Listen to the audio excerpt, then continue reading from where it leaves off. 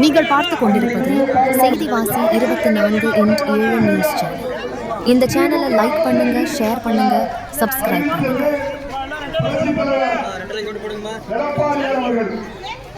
தாய்மார்களே, நான் ஒன்றும் உங்களுக்கு புதிதானவன் அல்ல. கடந்த 2016ஆம் ஆண்டு என் தெய்வ தலைவி புரட்சித் தலைவி அம்மா அவர்கள் உங்களிடத்திலே என்னை வேட்பாளராக நிறுத்தினார்கள்.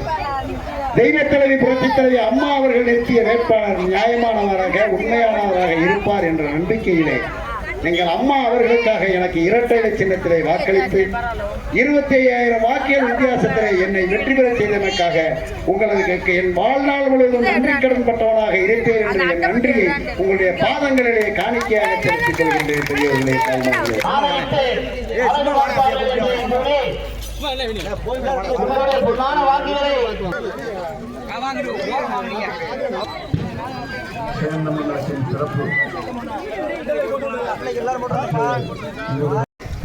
நான் ஒன்றும் உங்களுக்கு புதியவன் அல்ல.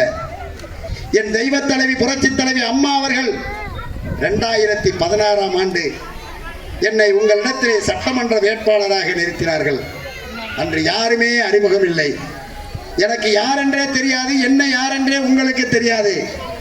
தெய்வ தலைவி புரட்சித் தலைவி அம்மா அவர்கள் என்னை அறிவித்து விட்டார்கள் என்ற காரணத்தினாலே நீங்கள் அம்மாவுக்காக, அம்மாவுடைய ஆட்சி வர வேண்டும் என்பதற்காக இரட்டை இலை சின்னத்திலே வாக்களித்து என்னை பெருவாரியான வாக்குகள் வித்தியாசத்திலே வெற்றி பெற செய்தமைக்காக உங்கள் அனைவருடைய பொற்பாதங்களில் தொட்டு என்னுடைய நன்றியை தெரிவித்துக் கொள்ள கடமைப்பட்டிருக்கின்றேன். பெரியோர்களே,